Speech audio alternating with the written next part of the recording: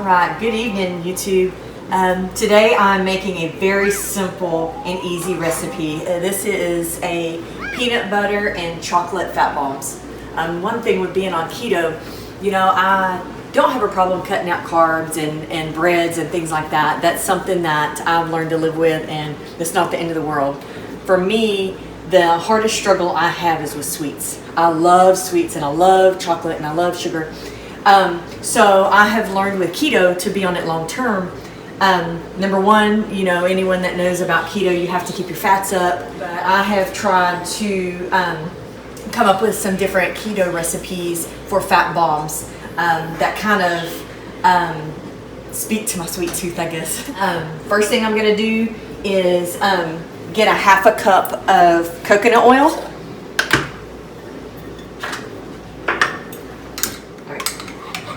So a half a cup of coconut oil. Let's see if I can do this without making a mess.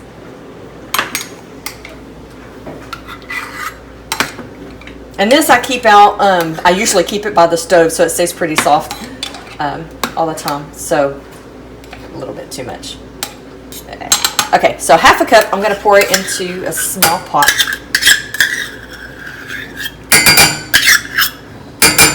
So half a cup. Then I'm gonna get 2 tablespoons of all natural peanut butter. I'm gonna use my fingers. They're clean, I promise. 2 tablespoons of peanut butter.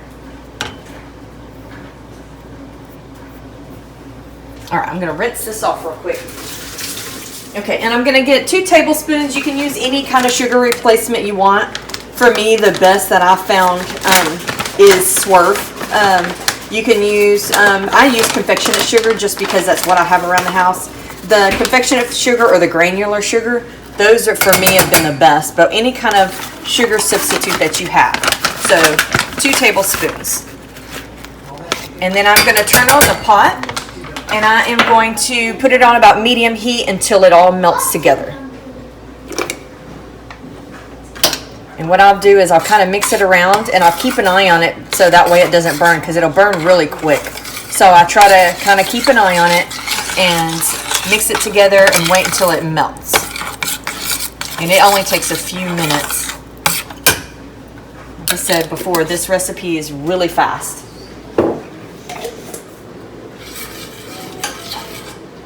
Like you can see already, it's already melting pretty quick. It's got a few pieces that kind of need to melt down, but for the most part, it probably hasn't even been a minute yet. And it's already melting. So what I'm going to do is I'm going to wait a few more seconds until this melts down. I have an ice tray, and these look like little fancy ice trays. I think we got these at the dollar store. But you can use any kind of ice trays that you can find. I've seen all standard ones and then all kinds of shapes and sizes. These are just some cute ones that I had. But I'm going to get an ice tray, and once this melts, I am going to put in. I'm going to put in enough to fill them about halfway. And then once I do that, I'm going to put them in the freezer to kind of set. They'll set up a little bit, probably a minute or two, maybe a little bit longer. It doesn't take very long for them to harden. And then I'll show you what we're going to do next. But the first thing I'm going to do, this looks like it's already melted.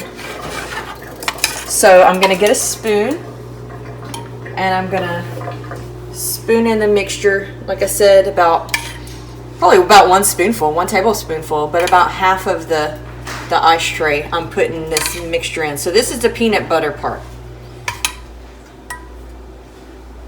Super easy. I've done it, like I said, I've done it with the regular standard ones as well. And they work just perfectly fine. It just kind of depends on what you have, what you want to buy, or what you want them to look like. So it's all up to you. So here's the first part. I'm going to put them in the freezer to set for a minute or two. James is stealing some of the other fat bombs that I have in the freezer. We keep fat bombs around quite a bit, so I'm going to put this in the freezer and let it set for a couple minutes.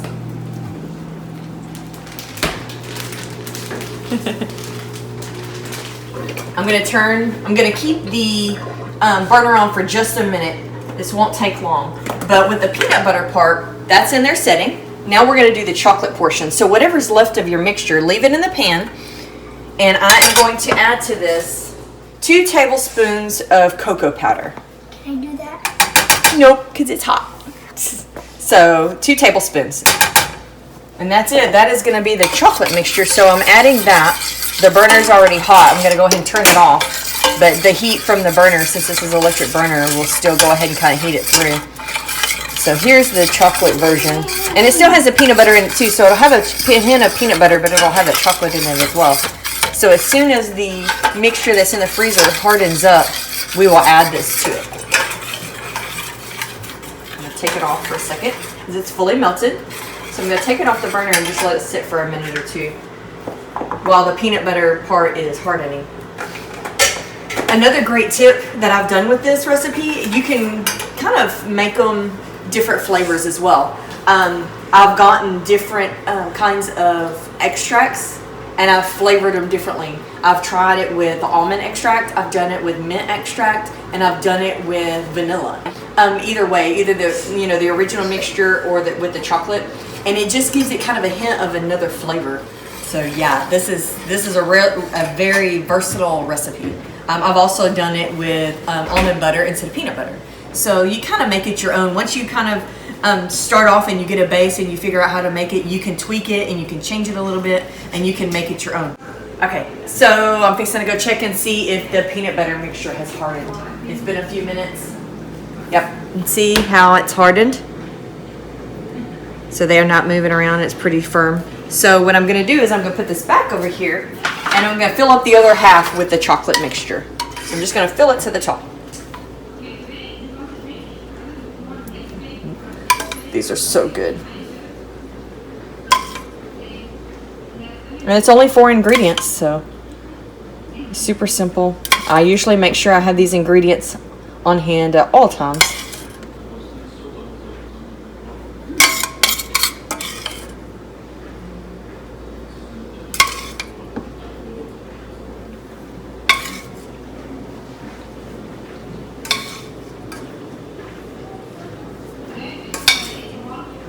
I'm just gonna go back and I'm gonna fill them as high as I can with the mixture that I have left. So I'm just kind of going back and filling them up.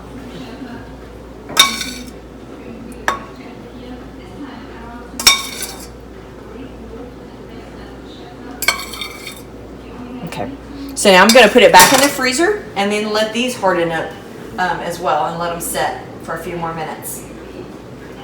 So we'll put them back in the freezer.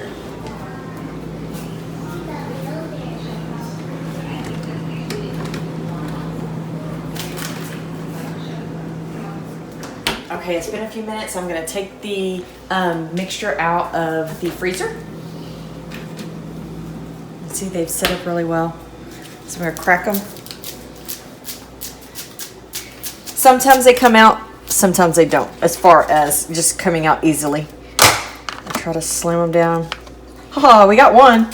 Usually I'll get a knife if they're stubborn and I'll pop them out. But this is what they look like. Really pretty, really yummy. It's kind of your preference on what you want to do. I was keeping these in the freezer, but they actually, you do have to keep them refrigerated because if not, they kind of melt. But we like putting these in the refrigerator and keeping them in the refrigerator because they soften up just a little bit and they're not as hard on our teeth. So we like keeping these just in a Ziploc bag and just throw them in the refrigerator, and they're really yummy. So this is how you make them. Simple enough, 4 ingredients. It just takes a few minutes, and this is what they look like. So, Stormy said they look like Twix, which is kind of true. They look like Twix, but it's as easy as that. As you can see, these are a little stubborn, so I just get a knife and pop them, and they come out pretty easy. Just be careful. But if they don't crack and just pop out the other way, this is all I do. And I wash this and throw it in the dishwasher and then start over and make some more.